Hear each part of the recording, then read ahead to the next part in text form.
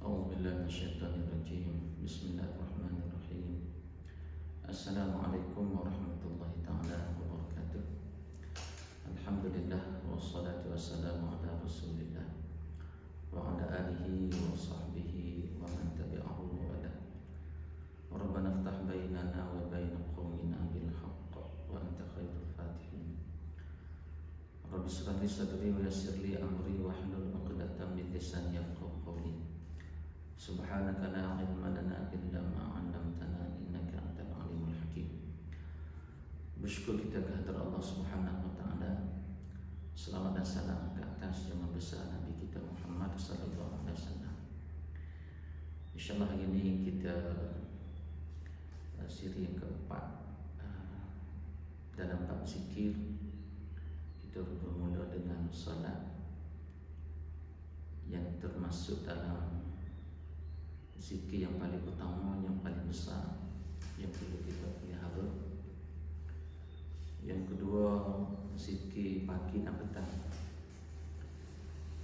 Dan yang ketiga, semalam kita membincangkan tentang zikir secara umum.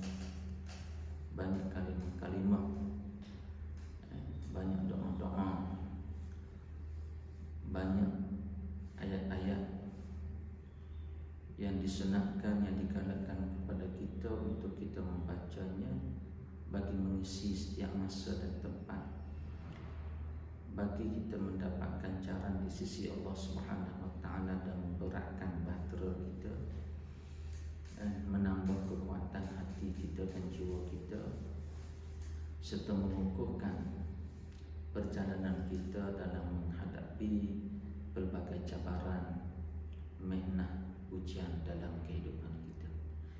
Jadi zikir-zikir inilah yang memberi ketenangan, memberi kekuatan, memberi keyakinan kepada kita apabila Allah Subhanahu wa taala memberi jaminan kepada kita, fazkuruni azkurkum, maka kamu ingat kepada aku, nescaya aku ingat kepada kamu. Maka dengan zikir inilah kita yakin Allah Ta'ala akan bersama dengan kita dalam apa jua keadaan yang kita hadapi dalam kehidupan kita. Hari ini sebagai penambahan, yang mana dalam zikir ini juga adalah termasuk membaca Al-Quran. Dan membaca Al-Quran antara zikir yang utama yang menjadi amalan dan menjadi rutin harian kepada para salafus saleh. Sama ada mereka membaca Al-Quran dalam sembahyang ataupun di luar sembahyang. Dan kita diminta supaya menjadikan baca Al-Quran ini sebagai rutin harian kita, amalan harian kita yang kita istiqamah. Sama ada kita menetapkan satu juzuk satu hari, khatam sebulan sekali, sebagaimana yang dibuat dalam Jumaah Ikhwanul Muslimin, ataupun kita menetapkan untuk diri kita bermula dengan 10 ayat setiap hari, kemudian satu makra setiap hari, kemudian separuh juzuk setiap hari, kemudian sampai ke tahap kemungkinan satu juzuk setiap hari, ataupun sampai satu masa kita mampu untuk 2 juzuk satu hari atau 3 juzuk satu hari, yang kita boleh khatam 10 hari sekali. Ini terserah kepada kemampuan setiap daripada kita. Yang penting setiap hari kita ada masa untuk Al-Quran.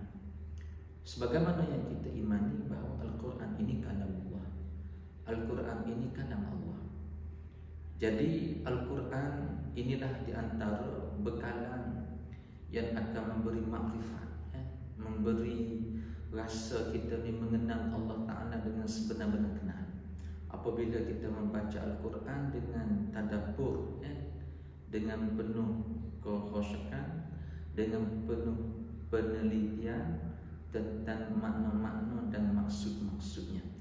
Sebab itulah apabila kita membincangkan tentang membaca Al-Quran, maka kita kena ingat bahawa Al-Quran itu adalah jaminan Allah sebagai panduan panduan kehidupan kita, dan Al-Quran juga akan menjadi peguam bela kepada kita setelah kita mati nanti di hadapan Allah, pengadilan di hari akhirat, di hari muka.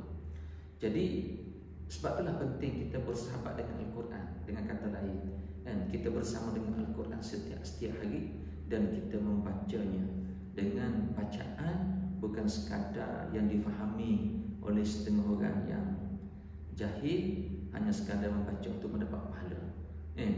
Sedangkan Al-Quran bukan itu maksud Tuhan menurunkan Al-Quran. Maksud Allah SWT menurunkan Al-Quran adalah untuk memberi panduan, memberi jalan kehidupan kepada kita yang menjamin kesejahteraan, kebahagiaan hidup kita di dunia dan juga di akhirat. Jadi oleh kerana itu, tuntutan membaca Al-Quran itu adalah pertama, kita kena membacanya dengan betul makhraj dan tajwidnya. Yang kedua, kita kena memahaminya. Yang ketiga, kita mesti mengamalinya. Jadi itu di antara perkara yang kita kena jadikan sebagai harian kita, harian kita. Selain daripada kita baca dalam Al-Quran, dalam solat, Al-Quran kita baca dalam solat 5 kali sehari, dan ia juga disunatkan untuk kita baca di luar solat, dengan memberi kepada kita satu, orang panggil, penelitian terhadap Al-Quran itu sendiri. Kalau kita baca Al-Quran itu, kita kata yang kita ingat. Kalau kita baca luar Al-Quran itu, berarti kita boleh baca untuk khatam Al-Quran. Sama ada kita nak khatam berapa kali setahun, itu terserah pada diri kita masing-masing atas kemampuan diri kita. Yang penting bermula 10 ayat sampailah kita mampu untuk mengkhatam Al-Quran. Kemungkinan 10 hari sekali, 3 juzuk satu hari. Itu terserah kepada kemampuan kita. Dan dalam membaca Al-Quran, kita kena ingat antara zikir yang paling utama kan dia kalam Allah, dan diberi ganjaran kepada kita satu kalimah itu 10 ganjaran. Dan itulah di antara pilihan yang besar yang Allah SWT bagi kepada kita apabila kita mendampingi Al-Quran Karim. Dan juga kita kena ingat, apabila kita nak mendapat pahala yang paling utama, ganjaran yang paling besar dalam membaca Al-Quran, maka tak boleh lagi kita membaca Al-Quran, iaitu dalam solat. Kita baca Al-Quran dalam solat, kalau boleh dalam solat yang sunat. Solat fardu kita ikut imam, kita mendengar imam. Dan kalau kita baca solat juga, biasa kita baca pendek. Tapi kalau kita mayat malam, contoh kita solat tahajud, antara sunnah Nabi SAW, Nabi memanjangkan bacaan Al-Quran semasa qiyam dalam salat tahajud. Jadi kita cuba ikut sunnah ini, kita cuba ikut sunnah ini, sebab kesan membaca Al-Quran boleh memberi kepada kita makrifat. Semakin kita mengenal Allah, semakin takut kita kepada Allah, semakin dekat kita kepada Allah, semakin rasa nak berkata hidup kita kepada Allah, semakin rasa nak berhajat fakirnya kita kepada Allah Subhanahu Wa Taala, rasa kagum kita dengan Allah, rasa hebat Allah Subhanahu Wa Taala, rasa Allah Taala ini maha agung, maha berkuasa dan sebagainya. Apabila kita membaca Al-Quran Karim, kita akan, semua itu kita akan dapat dalam Al-Quran. Kita akan dapat dengan ayat-ayat Al-Quran yang memberi kekuatan iman kepada kita, kekuatan takwa kepada kita, kekuatan tawakal kita kepada Allah Subhanahu Wa Taala, dan harapan kita akan bergantung kepada Allah Subhanahu Wa Taala sepenuhnya. Itulah yang dikedai dengan pembacaan Al-Quran, dan terutama apabila kita membaca Al-Quran dalam salat. Sebab dalam salat ini dia memberi kesan yang lebih dekat dengan Allah, dan dia lebih memberi rasa, orang panggil, betul-betul kita membaca dalam keadaan yang paling sesuai, yang paling utama. Sebab itulah kata Nabi SAW, afdalus salat atwalul qiyam. Kalau nak cari semaya yang paling afdal dan paling utama, istimewa di sisi Allah, kalau Tuhan nak nilai semaya buat kita ni, semaya mana yang paling afdal, paling utama, yang Tuhan nak bagi kepada kita, maka Tuhan akan tengok semaya yang paling panjang. Jadi semaya paling panjang ni, cuba kita fikir, duduk mana panjangnya salat? Adakah duduk pada tahiyat? Tak. Adakah duduk pada sujud? Tidak. Adakah duduk pada rukuk? Tidak. Adalah duduk pada qiyam. Sebab Nabi sebut atwal salat, afdalus salat atwalul qiyam. Iaitu afdalnya semaya yang paling afdal adalah semaya yang paling panjang qiyamnya. Apa benda qiyam tu panjang? Cuba kita fikir. Adakah kita apabila panjangnya qiyam ini kita duduk saja? Allahu Akbar.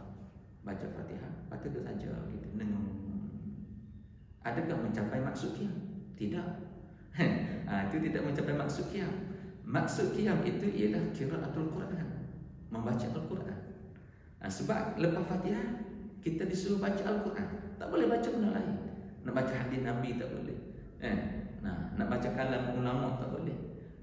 Nak baca buku tak boleh. Tak boleh. Tuhan tak bagi. Tuhan izin hanya satu, baca Al-Quran. Berarti qiyam yang panjang itu ialah apabila panjangnya Al-Quran. Panjangnya Al-Quran. Sebab tu bagi Nabi SAW, satu rakaat lepas surah Baqarah sambung Ali Imran, lepas Ali Imran sambung An-Nisa. Sebab nak suruh panjang rakaat. Apabila panjang rakaat dengan panjangnya qiyam itu, itulah solat yang paling Tuhan suka, yang paling Tuhan gemar. Tuhan suka tengok kepada hamba-Nya solat apabila qiyamnya panjang. Jadi cubalah kita ambil benda ni sebagai satu peninggalan Nabi kepada kita, sebagai sunnah yang kita cuba amali, yang kita cuba amali. Sebab tidak akan rasa hikmah di sebalik perbuatan tersebut melainkan orang yang melakukannya, melainkan orang yang melakukannya. Jadi cubalah kita didik diri kita, jinakkan diri kita untuk buat apa Nabi ajar kepada kita. Jadi ini di antara zikir yang paling utama, iaitu salat. Tambah pula dengan Al-Quran yang kita baca panjang semasa qiyam dalam salat, maka itu gabungan yang paling baik untuk mendatangkan kekuatan kepada jiwa kita dan kekuatan kepada ruh kita, ketenangan kepada diri kita dalam kita mengharungi kehidupan kita. Jadi apabila kita sebut sembahyang yang paling afdal, sembahyang yang paling panjang qiyamnya, iaitu yang paling panjang bacaan Al-Qurannya, maka mana kita nak sebut bacaan Al-Quran yang paling panjang? Jadi nampak macam mana Ustaz, saya minta hafal Quran. Jadi sekarang tak ada masalah, kita boleh tengok handphone kita, tak ada masalah. Sebab tengok mushaf harus dalam salat, tak ada masalah.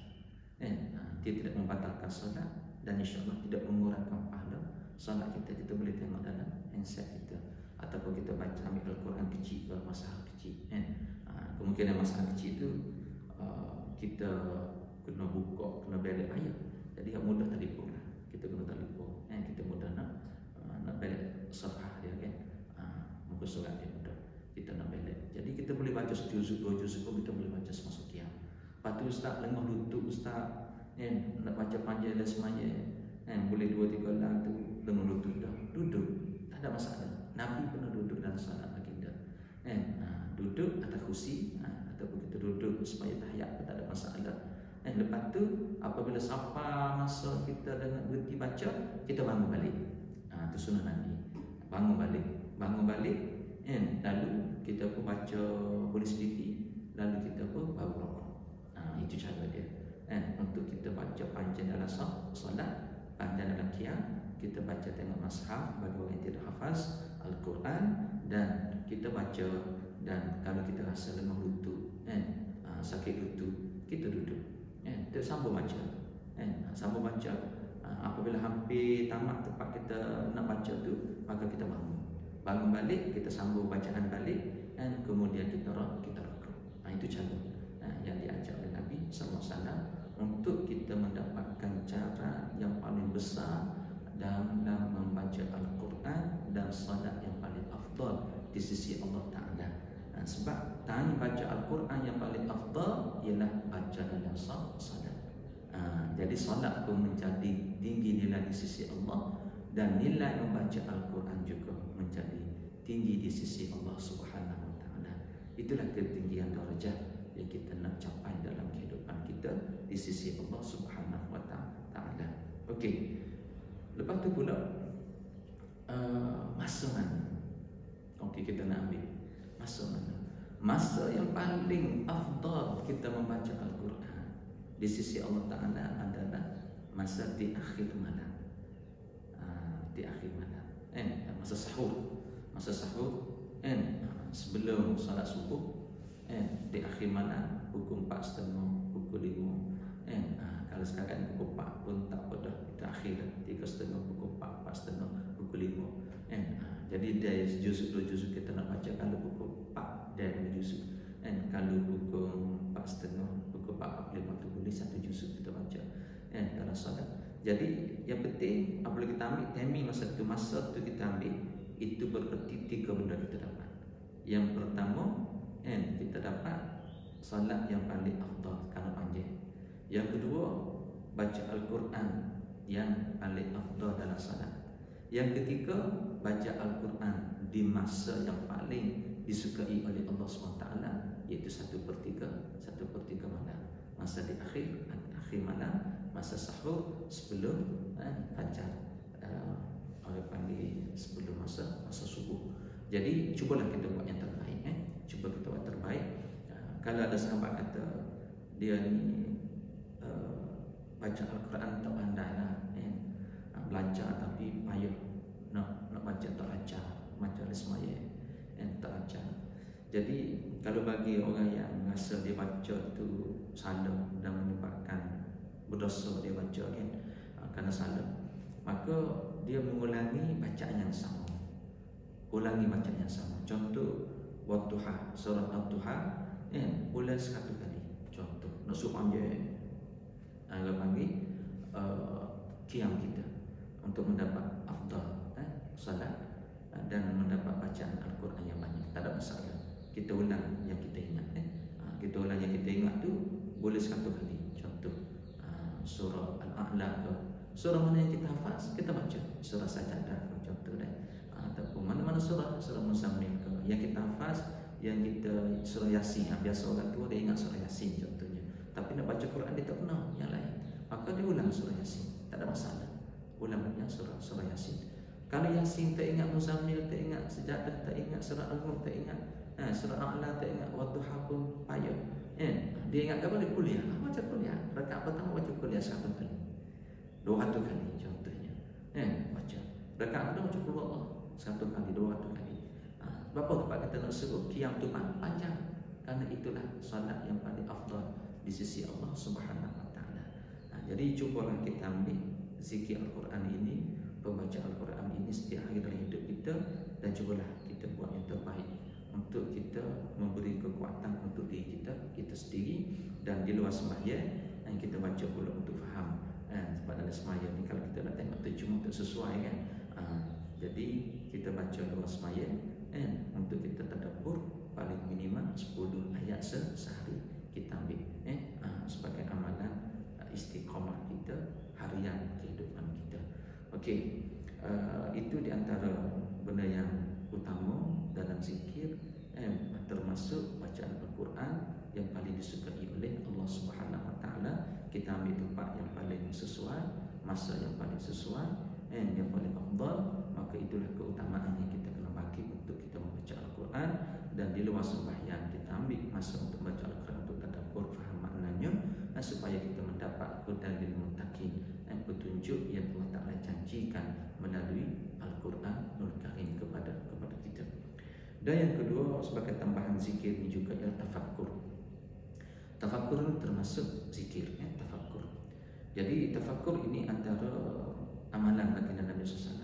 Bahkan Nabi diriwayatkan oleh Aisyah radhiyallahu anha, Ummul Mukminin, bahawa baginda sentiasa kesorangan, duduk sore pagi.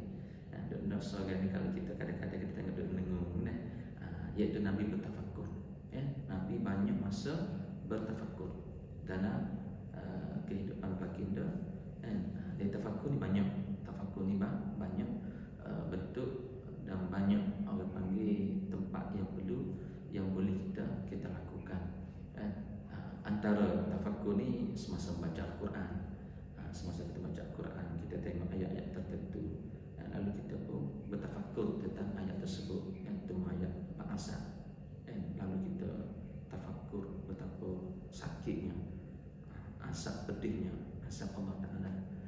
kita temu tentang ayat nikmat, kita tafakkur, kita macam mana layak ke tidak aku ni nak mendapat nikmat Allah SWT, nikmat syurga Allah Ta'ala.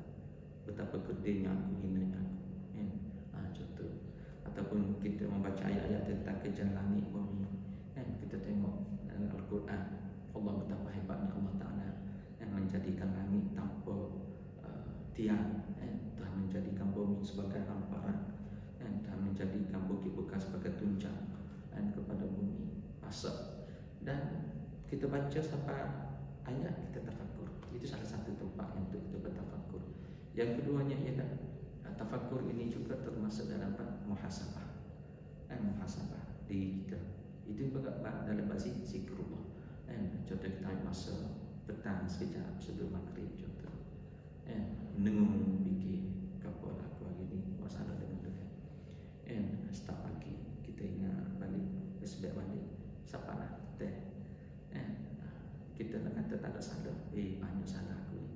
Sama ada salah tu kita dengan Tuhan, salah tu kita dengan bini kita ke, salah kita dengan anak kita ke, dengan sayang sahabat kita ke, salah kita dengan binatang ke, binatang kadang-kadang kita lincah-lincah sedap ikut jalan, tijak membos kumuk tijak ke tu, kadang-kadang tengok kucing ni lah, kadang-kadang dekat gerai sepak macam-macam kita manusia ni. Jadi penting kita tafakkur, kita muhasabah, ambil masa untuk kita renung balik, tengok, itu juga bentuk tafakkur yang perlu ada dalam diri kita. Ambillah ruang masa sehari-hari, kadang-kadang sesuai sebelum tidur sekejap, ambil 5 minit, 10 minit kita tafakkur, sebagai muhasabah di diri kita. Dan kita banyakkan istighfar. Kalau salah kita dengan Allah, kita terus mohon maaf dengan Allah Ta'ala. Kalau kita dengan makhluk Allah Ta'ala, teruskan kita buat kebajikan, mohon maaf kepada mereka kalau individu, dan kalau berkaitan dengan makhluk-makhluk yang lain, mohon dengan Allah Ta'ala dan cuba kita buat kebajikan kepadanya.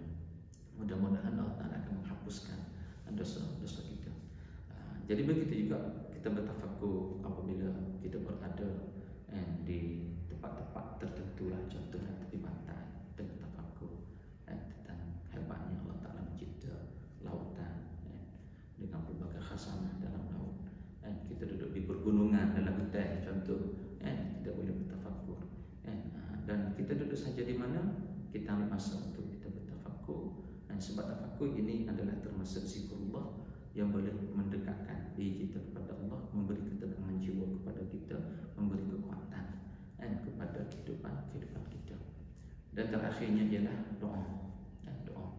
Doa ini juga termasuk dalam zikrullah. Dan doa ini kita diajar baca setiap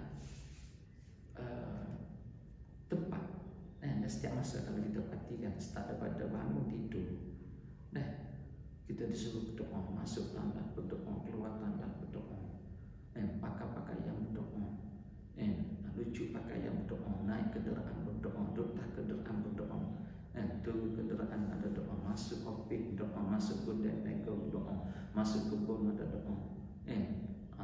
Jadi doa dia boleh katakan setiap tengok suasana ada hujan sikit ada doanya, kalau panas sikit ada doanya, naik bukit tempat tinggi ada doanya.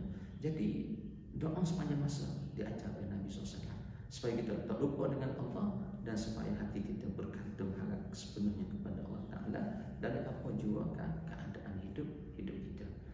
Dan yang paling utama, jangan tinggal basmalah, bismillahirrahmanirrahim, dan kita tidak tinggal kalimat alhamdulillah. Itu di antara yang utama dalam kehidupan kita yang diajar oleh baginda Nabi SAW. Dan doa ni sapalah kita tidur balik. Siapa tidur balik? Kita diajar supaya berdoa. Allahu Akbar, indahnya diri kita apabila betul-betul kita mengamali apa yang diajar oleh baginda Nabi SAW. Dan apabila kita berada dalam keadaan itu, zikir kita dengan Allah bermula dengan sembahyang, zikir pagi petang, lepas tu zikir-zikir tertentu yang kita amal, bacaan Al-Quran, dan termasuk semalam kita bincang istighfar, salawat kata Nabi SAW, kalimat thayyibah la ilaha illallah, lepas tu tafakkur dalam setiap tempat hidup kita, setiap masa hidup kita, setiap bucu, pagi petang, sebelum tidur dan sebagainya. Lepas tu ada doa-doa dalam hidup kita. Maka apa lagi yang sebenarnya kita nak cari dalam hidup kita? Itulah hakikat ketenangan yang sebenar, jaminan daripada Allah SWT. Ibarat sebuah kapal yang besar, itu solat, lepas tu tambah dengan zikir-zikir yang lain, maka memberatkan kapal yang besar tersebut menjadi kuat di tengah lautan. Marilah badai sebesar mana, marilah ribut sebesar mana, marilah ombak sebesar mana, insya-Allah dia tetap teguh dalam mengharungi kehidupan untuk sampai kepada destinasi yang ditujui, iaitu mendapat perintah Allah, mendapat syurga Allah Subhanahu wa taala, kebahagiaan hidup di dunia dan juga di akhirat. Jadi sekadar saja sebagai tazkirah kuliah harikah pada pagi ini. Wabillahi taufiq wal hidayah. Wassalamu